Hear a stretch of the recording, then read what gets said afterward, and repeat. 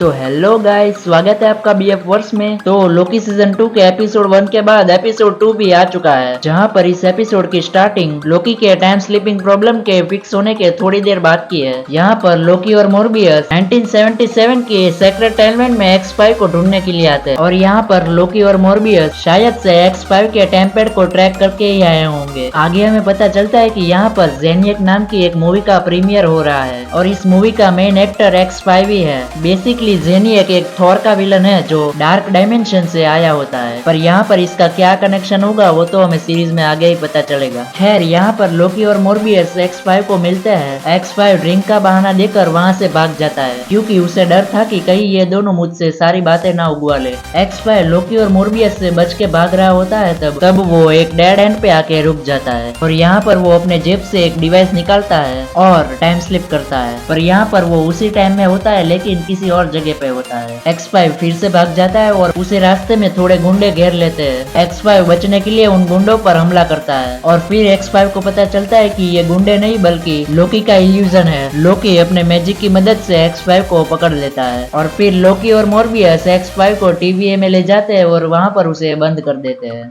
X5 का टेम्पेड थोड़ा modified था, इसलिए वो लोग इस टेम्पेड को लेकर ओबी के पास जाते हैं। ओबी यहाँ पर टेम्पोरल लूम को मॉडिफाई करने के लिए एक डिवाइस बना रहा होता है, इसलिए ओबी लोकी और मोरबियस को एक बुक देता है जिसमें टेम्पेड के बारे में सब कुछ लिखा हुआ होता है, पर लोकी या मोरबियस इन दोनों में से कोई भी इस बुक को समझ नहीं पाता है। और वहीं कैसी रवोना रेंसलेयर के टेम्पेड पे नजर रख रहा होता है और वो कहता है कि अभी तक तो रवोना ने कोई भी हलचल नहीं की है, लेकिन उसने सारा डेटा इरेज कर दिया है और वो अभी ऑफलाइन है और इन सब में उसकी मदद मिस मिनट कर रही है। हंटर B15 ये सब सुनकर लोकी और मोरबियस के पास ले जाती है और वहाँ कैसी फिर से ये सब कुछ बताता है। ये सुनकर लोकी कहता है कि जब वो पास्ट में गया था तब उसने ही वुरिमेंस और रवोना रेंसलेयर की बातचीत सुनी थी और इसे सुनकर ऐसा लग रहा था कि वो दोनों मिले हुए हैं। कॉमिक्स में भी कैंग और रवोना रेंसलेयर पार्टनर्स होते हैं। इसके बाद लोकी और मोरबियस X5 के पास जाते हैं और कहता है कि वो खुद भी एक टीवी एजेंट रह चुका है और वो हमारे सारे हथकंडे जानता है, इसलिए वो हमें गुस्सा दिलाने की कोशिश करेगा, लेकिन किसी को भी गुस्सा नहीं करना है। इसके बाद वो लोग अंदर जाते हैं और X5 लोकी को गुस्सा दिलाने की कोशिश करता है और कहता है कि तुम लूजर हो और तुम जहाँ जाते हो वहाँ तबाही होती है, तुम एक हीरो नहीं बल्कि एक विलन हो। ये सब सुनकर भी लोकी शांत रहता है, पर जब X5 मोबियस को भड़काने की कोशिश करता है तब मोबियस गुस्सा हो जाता है और X5 को एक थप्पड़ मार देता है। इसके बाद लोकी और मोरबियस मन को शांत करने के लिए पाई खाने जाते हैं। फिर हमें दिखाया जाता है कि ओबी ने डिवाइस तो बना लिया लेकिन टेम्पोरल लूम के पास नहीं जा पा रहा है क्योंकि इसके लिए उसको हीव रिमेंस का टेम्पोरल ऑरा एक्सट्रैक्टर चाहिए, क्योंकि जो कोड्स यहाँ पर वो दे रहा है वो यहाँ पर चल नहीं रहे हैं। इसके बाद लोकी और मोरबियस फिर से एक बार X5 के पास जाते हैं और इस बार वो एक डिवाइस को लेकर आए होते हैं X5 को टॉर्चर करने के लिए, लेकिन यहाँ पर वो इस डिवाइस का रिमोट लाना भूल जाते हैं और इसी बहाने लोकी मोरबियस को बाहर निकाल देता है और अंदर से लॉक कर देता है और उस डिवाइस का रिमोट भी लोकी के पास ही होता है। और ये देखकर X5 थोड़ा शॉक हो जाता है और वो सोचता है कि लोकी को इसे यूज करना नहीं आता है। लोकी यहाँ पर एक बटन को दबाता है और वो चेयर को छोटा कर देता है। ये देखकर X5 थोड़ा डर जाता है। लोकी फिर से एक बटन दबा के X5 को एक बॉक्स में बंद कर देता है और पूछता है कि सिल्वी कहाँ पर है, लेकिन X5 इसका आंसर नहीं देता है और लोकी बॉक्स को धीरे धीरे छोटा करने लगता है। अपनी जान बचाने के लिए X5 बताता है कि वो 1982 की एक ब्रांच टाइमलाइन में है। ये सुनकर लोकी X5 को आजाद कर देता है और वो लोग तुरंत ही वहाँ पर पहुँच जाते हैं। वहाँ पर सिल्वी मैकडोनल्ड्स की एक एम्प्लॉय बन चुकी होती है। यहाँ पर लोकी सिल्वी को मिलता है और वो कहता है कि वो समय में आगे पीछे हो रहा होता है तब एक बार वो फ्यूचर में चला गया था और उसने वहाँ पर सिल्वी को देखा था, इसलिए वो उसके पास आया है और उसे मदद की जरूरत है, पर यहाँ पर सिल्वी साफ मना कर देती है मदद करने के लिए। वही X5 इस जगह से निकलने के लिए बहुत ही उतावला हो रहा होता है। ये देखकर मोबियस समझ जाता है कि दाल में कुछ काला है और वो X5 को लोकी के पास ले जाता है और बताता है कि जनरल डॉक्स ये सारी ब्रांच टाइमलाइन को